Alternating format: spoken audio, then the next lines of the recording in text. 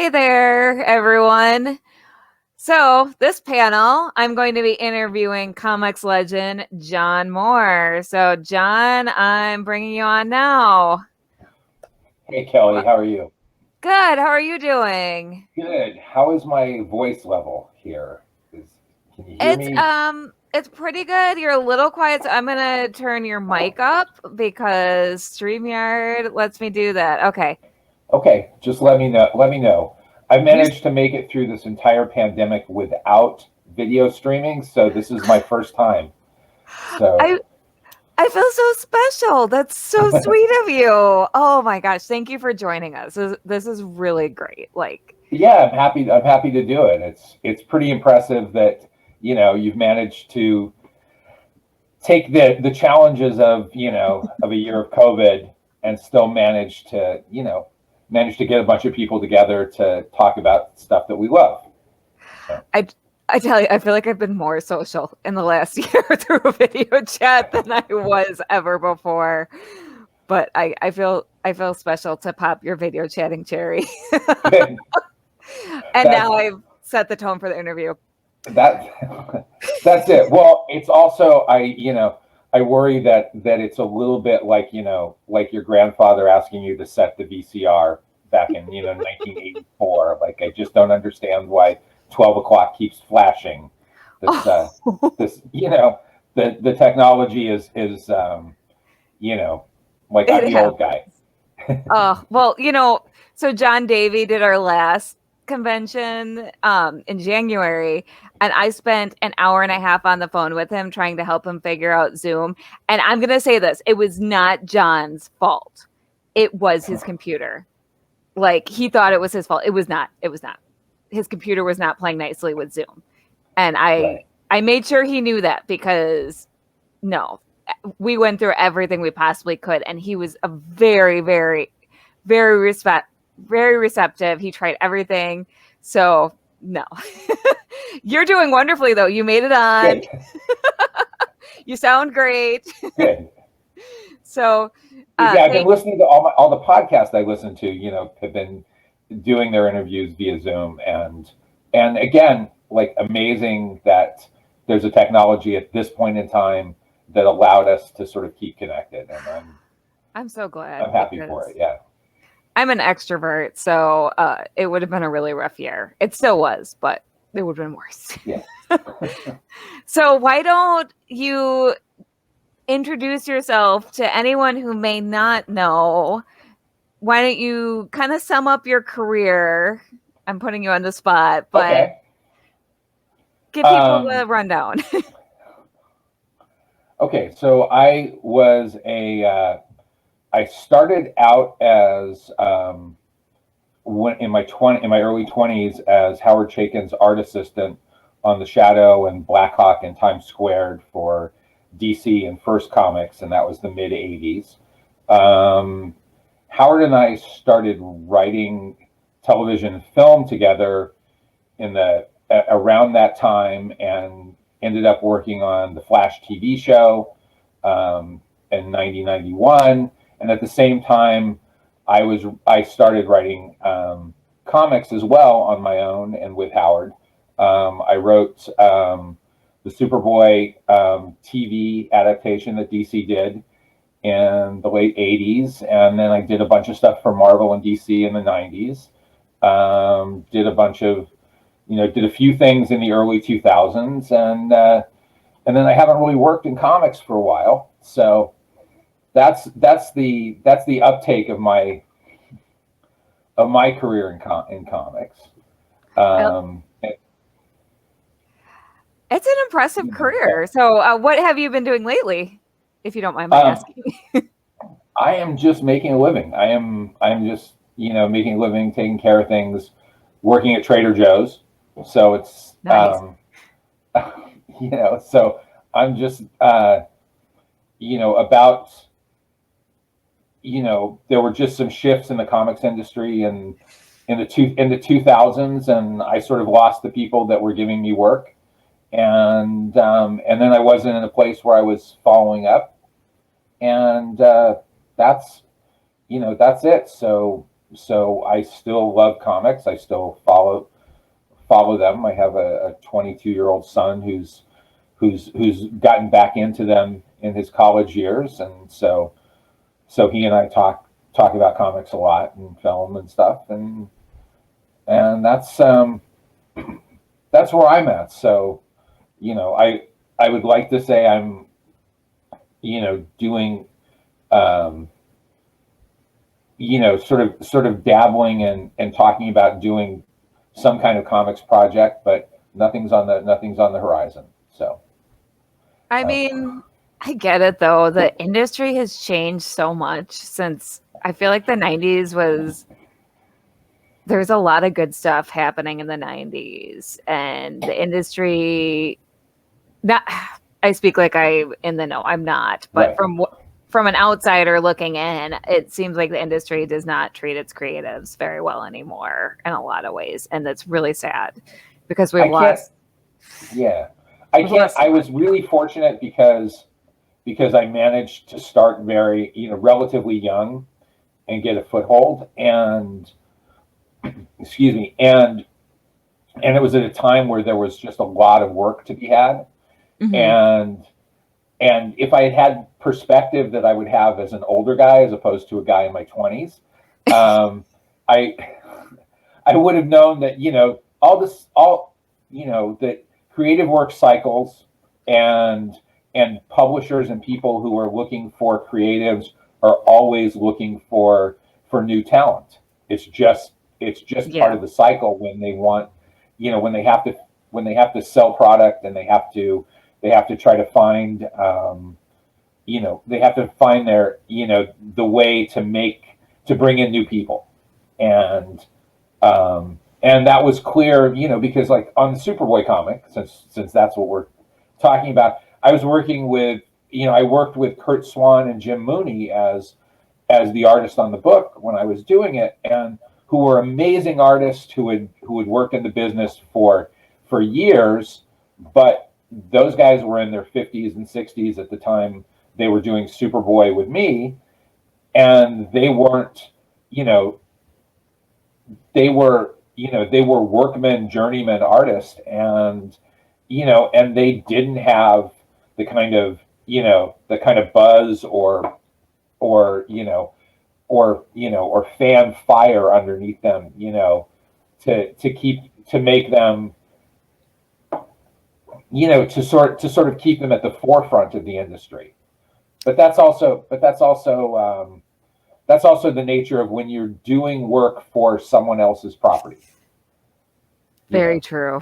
Very true.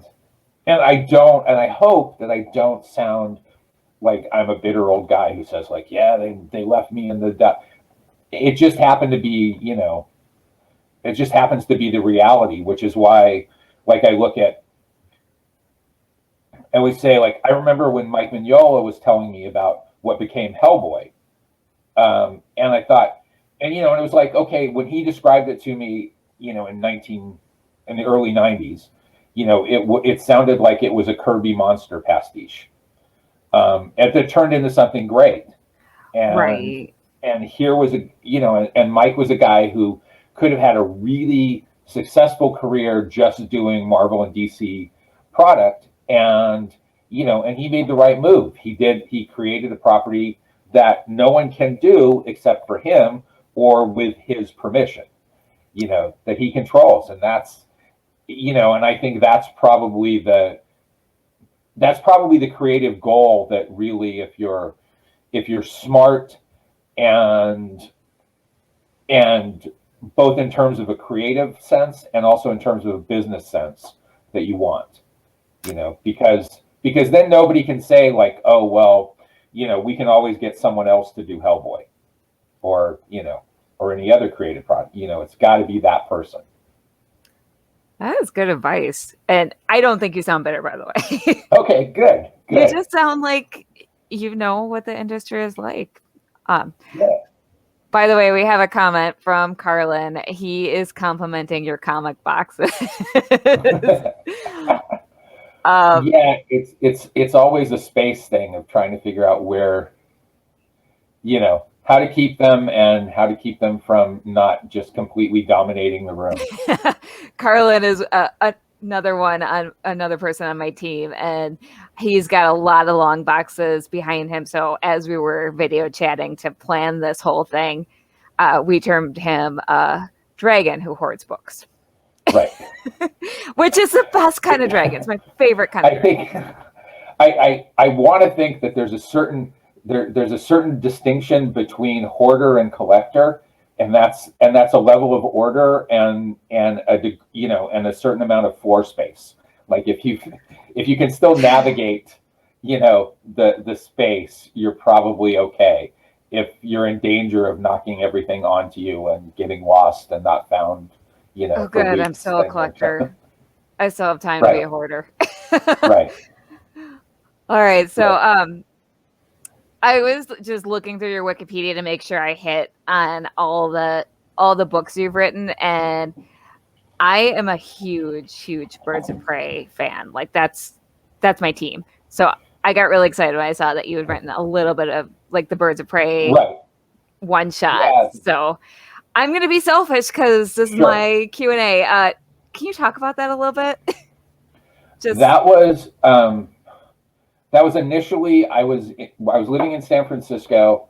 I was sharing a studio with Kieran Dwyer and who I did an Elseworlds Finest project with, and Superman the Dark Side, and Kieran's just a fantastic artist and really sharp guy, and Derek Robertson, who was doing Transmetropolitan at the time with Warren Ellis. And Derek, this pre-Boys, I think he might have actually done the Boys after so we just were talking about he wanted to do a Batgirl Catwoman project, and we had just sort of thrown around some ideas, and we convinced DC to let us do it as a 2-part book. Unfortunately, and we were going to do it as a Batgirl Catwoman, and then as an Oracle Catwoman, years later, and unfortunately Derek couldn't draw the second part, so it was just sort of a fun chance to work with one of my friends and play with characters that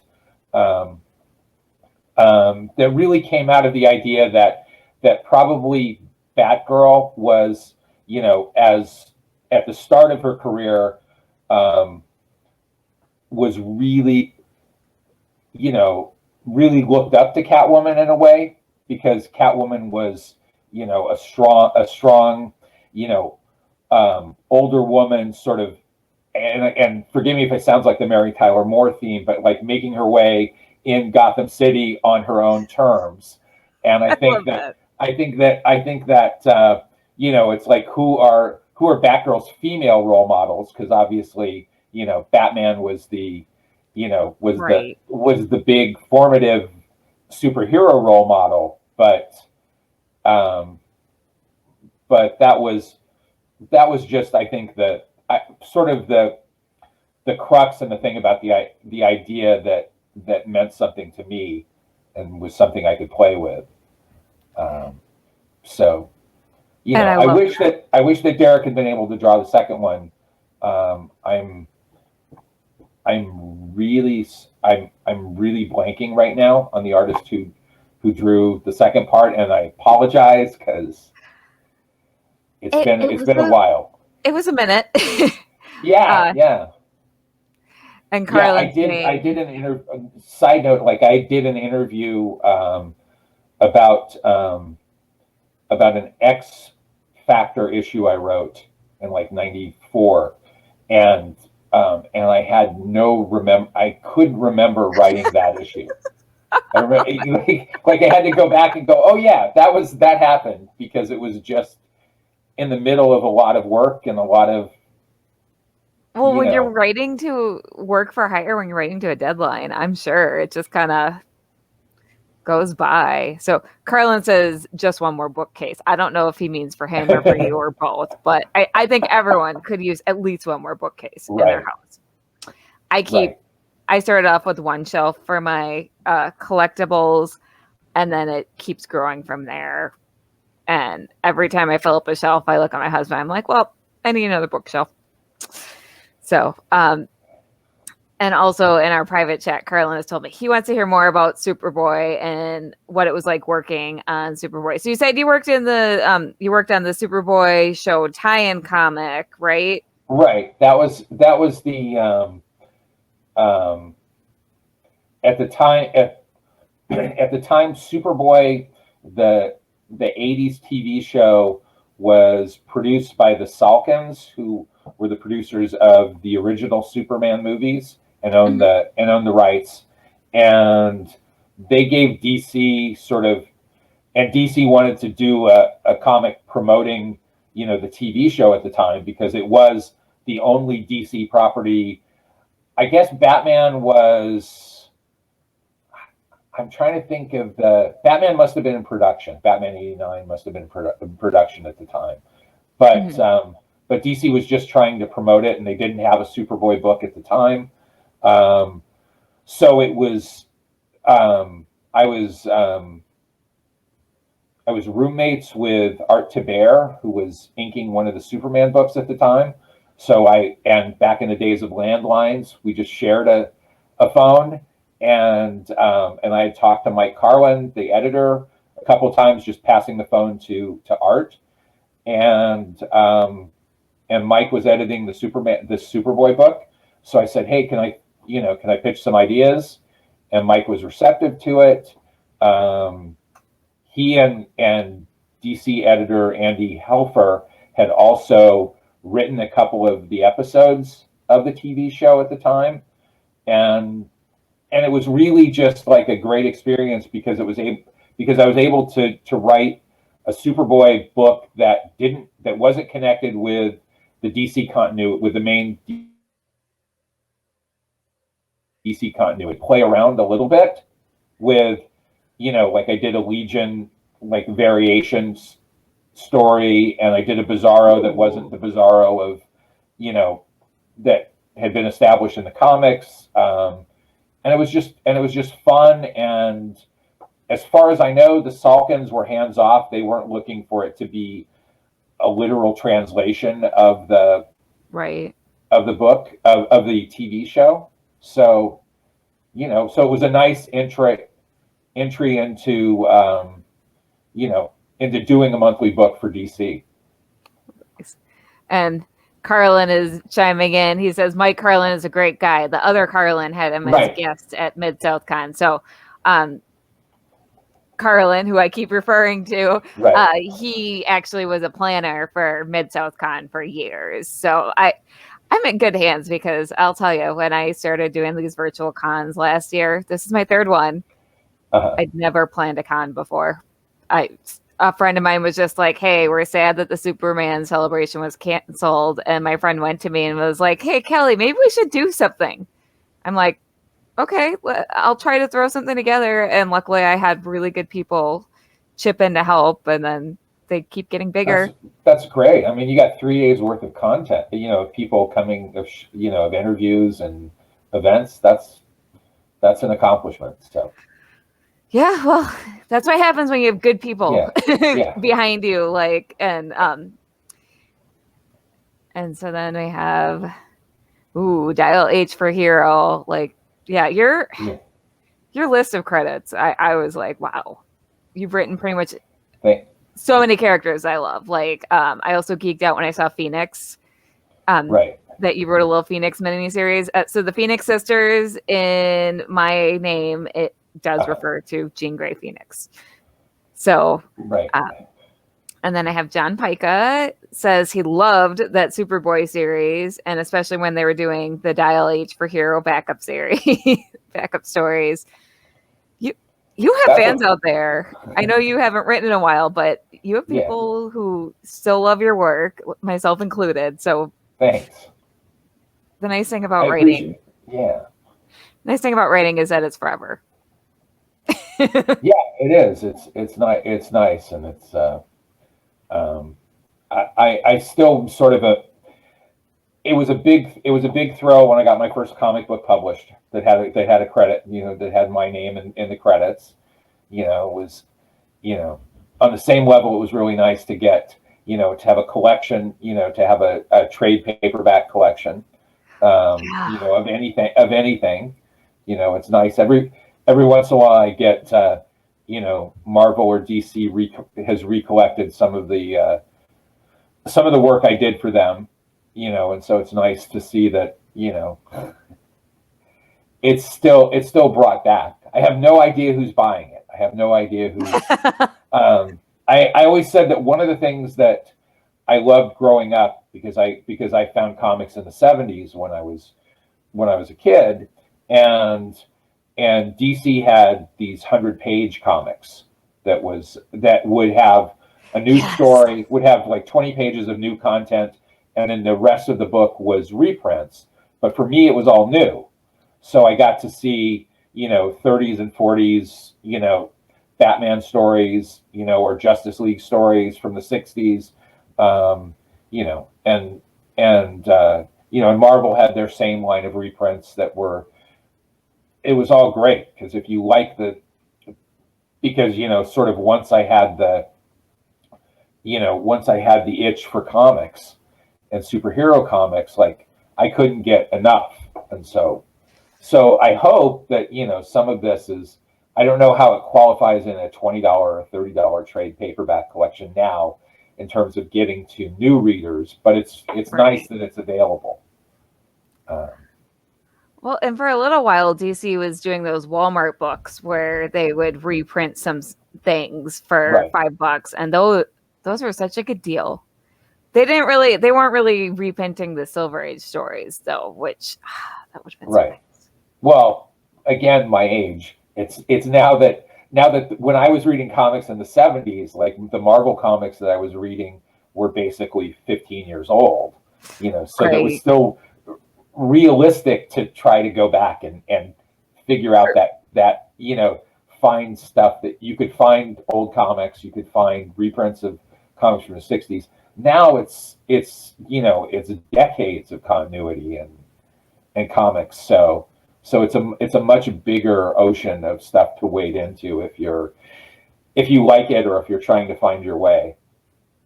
That is very true. And so you touched on this a little in your introduction, but so how exactly did you get into writing for comics? Um, I was the kid who I was one of those writers who started off as an artist who wanted to, I learned to draw through comics, and then I went to college with, getting an art degree. I met Howard Chaykin right after he had done American Flag and was moving from New York to LA. I was in California at the time, and Howard needed an assistant, and so I went to work as Howard's assistant, and then we started talking about non-comics related projects, and I started writing comics in addition to doing I was doing coloring and I was doing background work on Howard's comics at the time, and it just led me to writing, because he and I started pitching ideas and pitching us as screenwriters in Hollywood at the time. And I say Hollywood as the film industry, not Yep. not like, yes, we were in Hollywood and that was but yeah, so we were so Howard, because of Howard's work, he had people who were interested in meeting him to talk about writing film projects. I ended up working as his co-writer, and so all of a sudden I was getting more work, as writing seemed to be something that I was further along as a writer than I was as an artist. in like 1989, 1990. Right. You know, and then in 1990, Howard and I got the Flash TV show. We were brought on as writers to the Flash TV show, which was just an amazing experience, and not something that something that I wasn't prepared for, but was really great and was an amazing experience. You know, and again, talking about comics properties, you know, that really it was the Flash existed. The Flash TV show in 1991 existed because the Batman film had become so huge that Warner Brothers wanted to, wanted to capitalize it and have a television show that had some kind of feel, you know, some kind of superhero feel, some kind of connection to the Batman films, even though not a literal connection. But, you know, aesthetically, it looked like, Central City looked like Gotham City. You know, that was sort of the take in our Flash, and and Danny Elfman, who had scored the Batman film, you know, wrote the theme for the Flash. They were just, and then it was a great experience for me. It was unfortunately maybe, you know, the right show at the wrong time, because it just never found the right time slot. But we got a whole year. We got 22 episodes, which was surprising, because it still was the show about the Flash, and you know, not now there's so much great superhero, you know, film and TV. I mean, it's like as a fan of comics and superhero comics, and as a fan of movies, like it's amazing that now we've gotten a lot of really unqualifiedly great movies and TV shows about superheroes, as opposed to, like, even with the Flash, I will say the Flash had moments that were great. You know, I think that we did as much as we could in 1990 and 91 to do the Flash, but we didn't have we didn't have both the technology to do the superheroics as well, and also we didn't have there. I think the network was still scared of the whole concept of a superhero, because they didn't want us to have costume villains. That was a big thing. Like, I think they wanted to have, you know, they wanted to have the Batman success on TV, but they also were scared but they didn't want to go too deep into the comics part. They didn't want to be seen as silly. Right. You know, and it's hard. It's a fine line to walk anytime you put a real person in a costume, you know, like trying to make it seem like this is just the way it is, and that it isn't something absurd. Yes. But you did have Mark Hamill. Mark Hamill was great. Mark Hamill was absolutely I say this about Mark Hamill, which is Mark Hamill is like the nicest guy.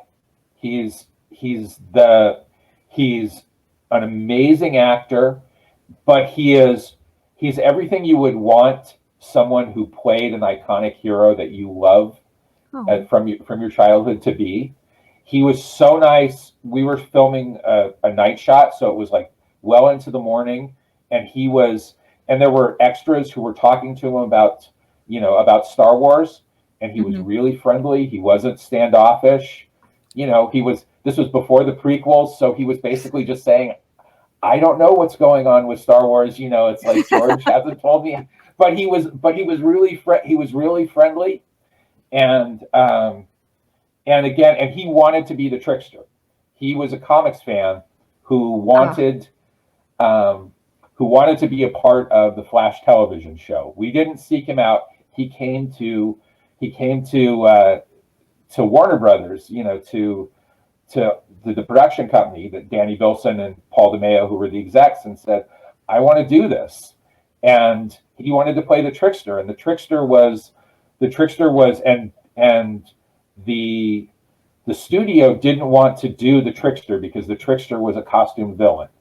Ugh. And we spent a long time trying to work out a way that made sense for the Trickster to exist in our Flash's universe, to do a costume hero. And when we finally got it, Mark Hamill was, he was just amazing. He was the best. Oh. And I'll also say, this is one of the things that I learned as a writer, working with, and I didn't work with actors. I was like a writer in the writer's room. I got to be on set, but I wasn't making decisions. But one of the things I learned was that there are actors who will give you what you think, what you wanted on the page, what you thought the work was going to be, how the dialogue was going to be, and how it was going to be played. But there are actors who make it so much more, right? Because you're really, as a screenwriter, you're the blueprint for something much bigger. And Mark Hamill was one of those guys who, he wasn't just like what I thought. He was just great, and he had nuance and stuff that was so far beyond what we could have any expectation of, and it was so great. Oh. And I'll tell you one other Mark Hamill story, which please, which for me is that, okay, so one of the standing sets was the police lab, and I was visiting the set. Guy walked up to me, was in a suit, kind of looked like maybe he's a studio exec. I'm not exactly sure who he, somebody who was from administration side. Guy standing next to me as I'm talking to someone else, and he's standing kind of close. I'm wondering what's going on here. And then I realized it was Mark Hamill, who was in a prosthetic nose, a wig, and this was a scene that I co-wrote with Howard, where he's masquerade. That our Trickster was a guy who masqueraded in different identities. So so this was a scene this was part of his character that I wrote, which was that he disguises himself as an FBI agent at one point. And it was so good. It was so good that I was fooled for that, for definitely a couple moments. And, which I think pleased him, but it was just it was just an amazing moment on a show that had so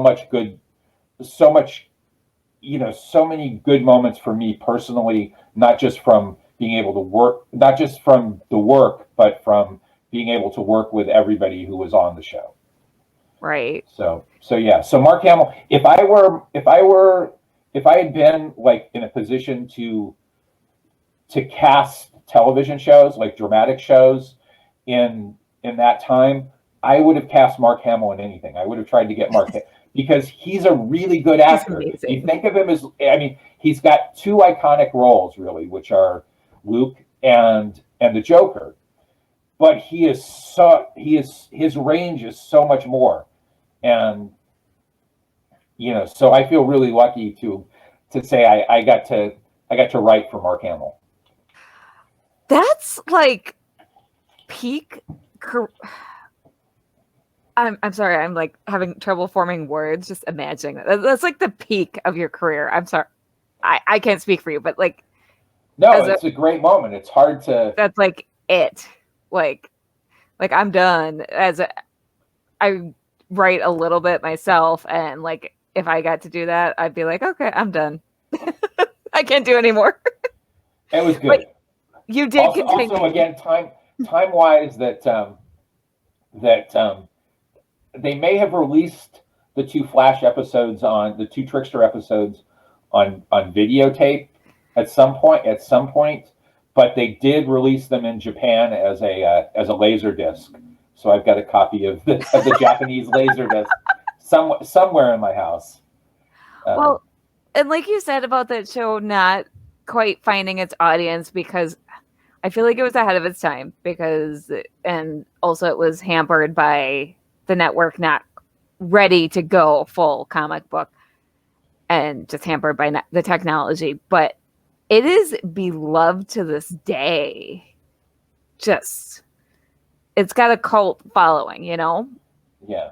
I also think that we had an amazing casting director who was April Webster, who's a casting director who's worked with J.J. Abrams a lot. And she brought in amazing people who all went on to, who went on to great things like Gloria Rubin went on to ER and Mr. Robot. Bryan Cranston was a villain in an episode. There were just a lot of really talented people working on the show on all levels. And oh yeah. Yeah, so I'm glad, and I'm really happy, and I was really happy to see the CW version of the Flash has brought in people like John Shipp, to be Barry's father, and then to be Jay Garrick, and and to bring in some of the other people who worked on the '90s show. I just love their little nods to the '90s show and their almost continuity. Like, I was going to ask you how you felt about that, so I'm glad you've been able to see those little waves. And I think that, again, like, it's so gratifying to see comics related superhero comics translated into TV, and film, and done well. And and I think the CW shows, have for the most part been really fantastic, and they've managed to do things, that we couldn't do on our show because we were just too early. Because I think that they can lean more continuity heavy. Yes. The fact that the CW show did Gorilla Grodd as an actual talking gorilla is amazing. It's amazing. That was the moment where I was like, "Yep, this show's just going full bore." It's great. Right. But your show, your show, because you helped make it, paved the way. It really did. Just don't underestimate that, because I really do feel like your show, also Adam West Batman, those laid the groundwork and kind of just opened up, paved the way, laid the foundations. Smallville also, Smallville limited their Superman. Well, Smallville was a great idea, but Smallville also had to deal with, as I understand it, the way that Smallville got sold was, it's Superman without the costume, without the cape, to basically say, we're going to do the superpowers, but we're not going to put him in the costume. So, so somehow we can just do it as a teenage soap. And I thought they were great. Again, like what they could do, in their time period, was a little bit more than we could do, because we did everything, like, it's not that it all rests on. I think that the way that you succeed with superheroes in film and TV is if you concentrate on the characters, if you make the characters real, forget about the special effects, which are important, but if you can make the story with the characters important and make your audience care about the characters, then you're 90% there. And then, you forgive clunky practical effects, or or entry-level CGI, because it's all like, everything's great now, but it's like we did practical effects on the Flash. So it's like speeding up the camera to make him, to make a guy running look like he's running faster, and then adding some animation. But yeah, there was no, and then Smallville did what it could with its special effects budget. And, which were cutting edge for the time. Yeah, right, Like, right. my goodness. But I mean, looking back now, some of them were like, wow. And Carlin, 1970 Spider-Man had a rope web to capture. Right. And But like you said, you buy in because of the characters. That's how I always, the yeah. characters are my way in. Which, speaking of characters, I have a question. Do you have a favorite character to write for, or is that like choosing a favorite child? Ooh, I, you know, I really like, um, I really liked writing the when I was writing X Force at Marvel. Mhm. Um, I really liked those characters um, because they were. I was in my late 20s and they were in their early 20s, and I felt like I had a little bit of connection there, and I think mostly I try to write characters who are I think I try to write characters who are smart, um, you know, but not necessarily, but don't have control of everything that's going on around them. So it's hard to write. It's harder to write a character like Batman, but easier to write a character like Robin, or a character like Batgirl. Um, you know, I like self-aware characters. You know, so again, like in the Batman Catwoman thing, Catwoman's the more interesting character to write because I think her motivation um, is more understandable. Like Yeah. you don't have to make the jump to being a city's protector. You go, she's dealing with things on a self she's her motives are self-interest. Um, but I had I was like um, I loved writing the fourth world characters when I got to play with them in the Superman Dark Side Elseworlds. You know, Kirby characters are really hard to write because he had such a specific voice in his in the books that he wrote and drew. Um, but it's like being invited over into somebody's great backyard. That's it. That's it. That's like you I know. like that. Um, I was just happy to be writing.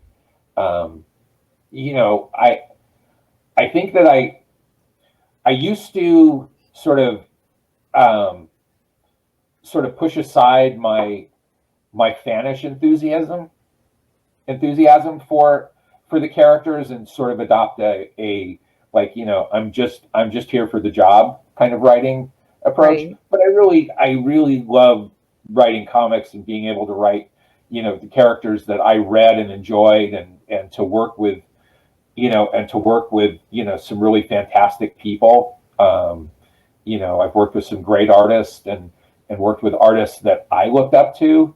Um, like on the Superboy show, on the Superboy comic, I got to work with Jim Mooney and Kurt Swan, who Oh, were guys who did, Kurt Swan defined my Superman, the Superman yes. that I grew up with initially.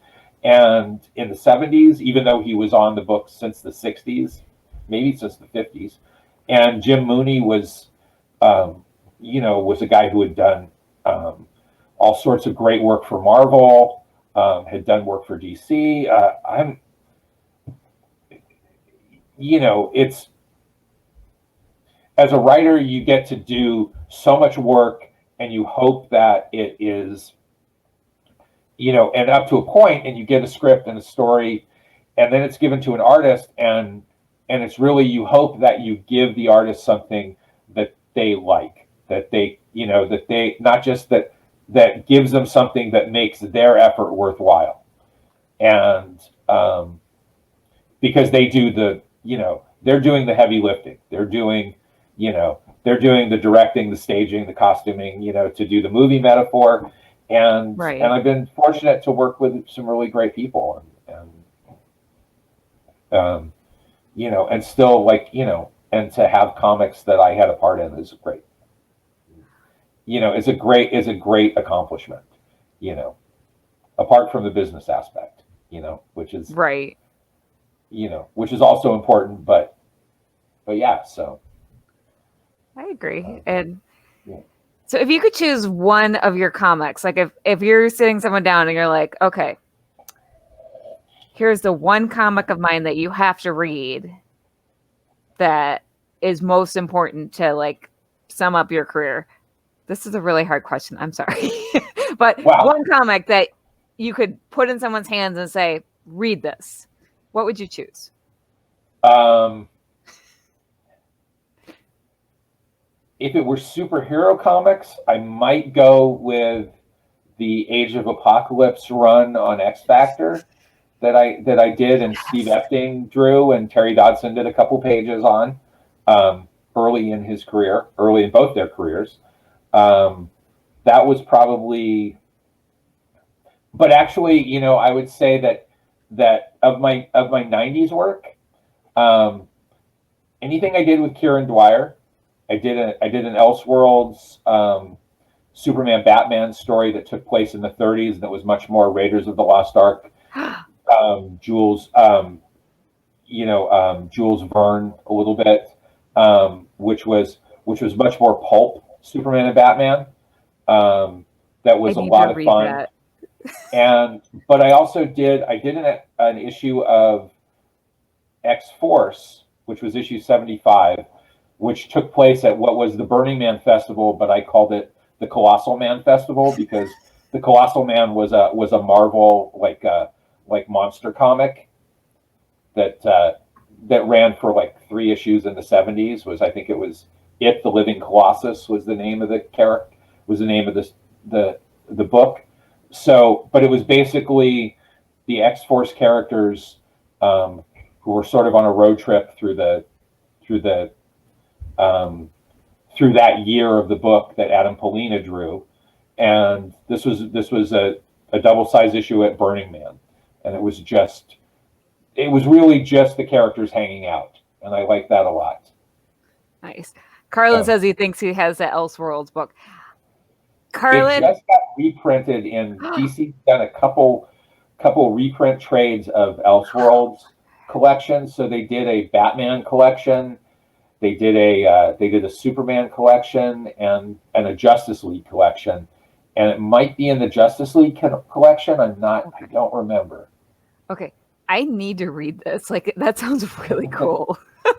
That is one of your stories that I have not read, and that sounds Yeah. really cool. Like Okay. right up my alley. So that's a good answer Yeah. to as I'm asking this question, I'm like, oh my gosh, I just asked you two really difficult questions. Or something about myself. If people ask me to choose a favorite anything, Right. it stresses me out because I'm like, how do you choose just one? It's hard because it's like, oh, I like this the best, and the best is hard to do because you want to go like, what's your favorite song? You know, what's your favorite book? All of this is, you know, Like, what am I in the mood for? yeah. Yeah. So you were a really good sport about both those questions. um, are there any characters that you didn't get to write that you would have liked to? Kind of a Ooh. downer question now. Um, I I didn't get to. I wrote an Avengers annual, Mhm. that was during the Kurt Busiek, George Perez era, Mhm. um, and that was and it was Leonard Manco, who was a great. Um, he might be Argentinian. I'm not sure. One of just a really great artist did the annual, and that was great. I would have liked to have written the Avengers more. I would have liked to have tried Thor. Um, Thor's a hard one to manage, I think. Yes. Um, but yeah, that would be. just thinking about comics that I loved as, just as a reader, you know, Thor and the Avengers were Marvel. At DC I got to write Superman and Batman in different, in different ways, and that was satisfying. Um, I I loved the Legion of Superheroes as a kid. I don't know that I feel like that's a really hard book to crack. Plus the fan base is really crazed. I don't know if it still is on the Legion, but it certainly was when I was coming up. Hmm. Um, so That's fair. yeah, yeah. I think again, I there are books that I loved, like I loved Frank Miller's Daredevil. Um, I wouldn't have a real solid take on what to do with that character. Um, and Another tough one. and even when I wrote in the X-Men universe, I felt like I liked writing the secondary characters, the satellite characters, more Right. than the more than the more than the main X-Men. Because I think, again, I think it's even though there's a lot of different, Wolverine stories or Cyclops or Phoenix stories, they're a hard group to figure out what to do that's interesting. Actually, my son has gotten into the current run of X-Men that Jonathan Hickman's been writing, and has been forcing me to read that. And it's actually really good. It's probably the best X-Men that I've read in a very long time in terms of a new take on some of the on characters that really well.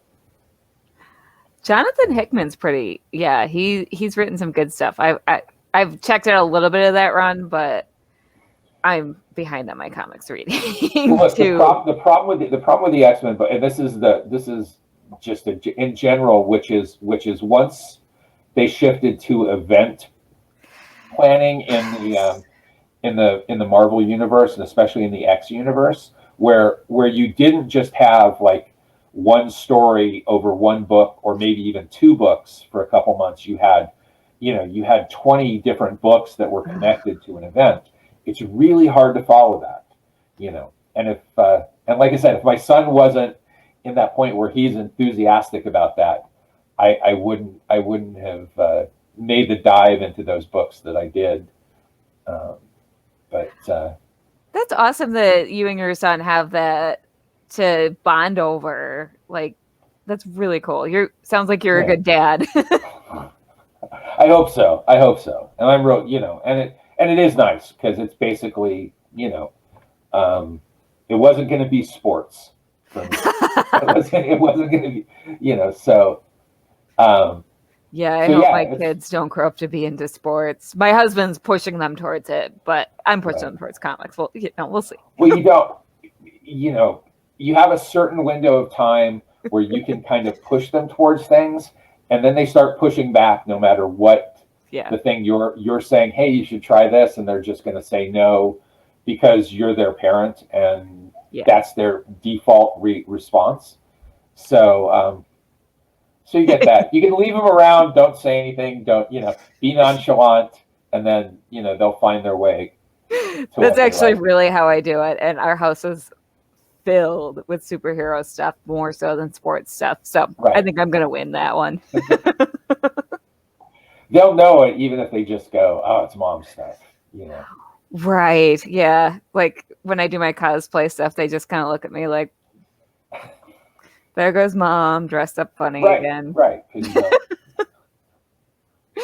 Other kids are like, oh my gosh, it's Wonder Woman. My kids are like, bye, mom.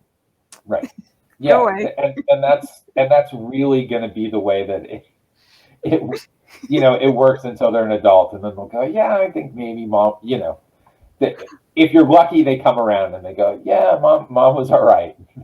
Or they'll be like, oh my gosh, mom, you're so embarrassing. Right.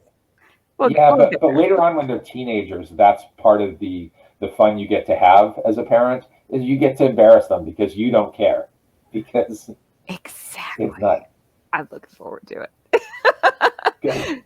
I assume your son's an Yeah, adult now, yeah, he's 22, so and he still he's on talks his to you. own. So yes, you are a Yes, good dad. yeah. So That's a that's good sign. If your 20-year-old still talks, or 20 something right. still talks to you, that's excellent.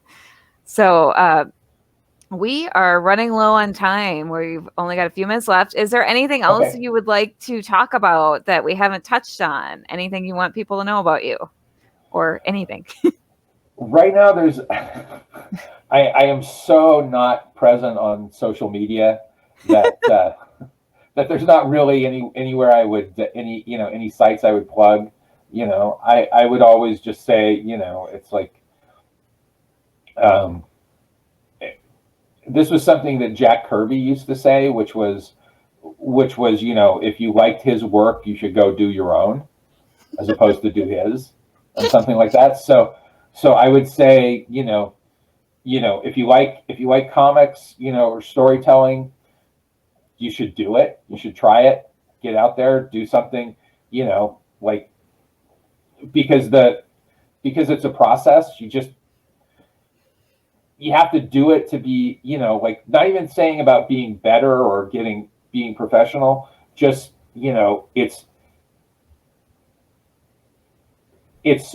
like storytelling is so important, and in terms of just part of being. I'm getting off here, but like I just think that our need for stories is a real part of our human nature, and Yes. it needs to be supported. It needs to be cultivated, and it also um, because we get to see things that are done at such a high level of technical sophistication. We forget that like it all starts with just someone sitting around and doing something, and that you don't have to be perfect when you're trying something. You don't have to be it's not going to be professional quality, but it doesn't matter that it's not professional quality. you know and at some point it may be, but the point is to draw or write or make music or tell a story or um, just do something that's your own, because that's where you'll find your voice, and that should be supported. That's I know I'm going off on something, trying to make it a little bit bigger and loftier, but I'm No, a I'm that's a big it's good.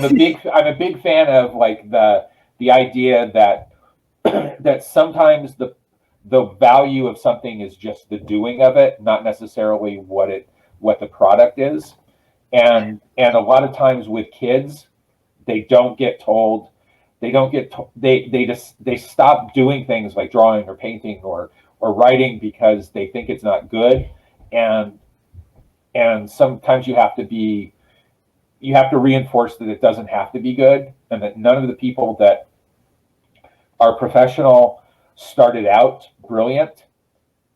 They just did it and did it and did it, and refined their craft and found their voice, and found styles, found things to talk about, and that's always the important thing. So if you like comics, if you like, you should just do comics. You just try it. I love that. You did that. That's a soundbite that I'm gonna have to play over and over. Okay, So thank you for that. That's sure. beautiful. Good. Thank you for being here. This has Yeah, well, been thank you for having me. That You was have been a delightful guest. I hope you had fun with your first video call. I did. I did. I know our audience enjoyed having you. Obviously, we got some participation going. And I hope you have a good rest of your weekend. And again, thank you for stopping Good. by. Yeah, And thanks for having me, and and again, like this is a great way to sort of, create some community, create, an event when you don't have an actual place to go to. Exactly. You are definitely welcome to tune in for the rest of the panels if you wanted to. Okay. I don't know if Dan sent you the information to tune in online, but feel free. You did, yeah. Good. Yeah, so. Good. I'll have to follow up with Dan to get your contact information so I can Okay, thank you yeah, please. afterwards, because this has been wonderful. So I'm going to drop you out so I can give our spiel about and bring on the next panelist. But thank you so much again. Okay. Well, thank you for having me. See you Thank later, you. everybody. Have a great day. All right. All right. And I just want to say a big thanks to all the podcasts that have made this possible. Above is all the podcasts that belong to the people who are working behind the scenes. Below is all the podcasts that help get the word out. And I'm going to do a little screen sharing because we are really close to our goal right now. And this is really exciting. But I've had a few people ask me how to donate, just because they've had trouble navigating the site. So I'm going to screen share just to walk you all through the donation process in case anyone out there has been struggling with it. So let's do this real quick before I play our video. So first of all, let me reload so you can see our total. $9.25. Our goal was 1,000.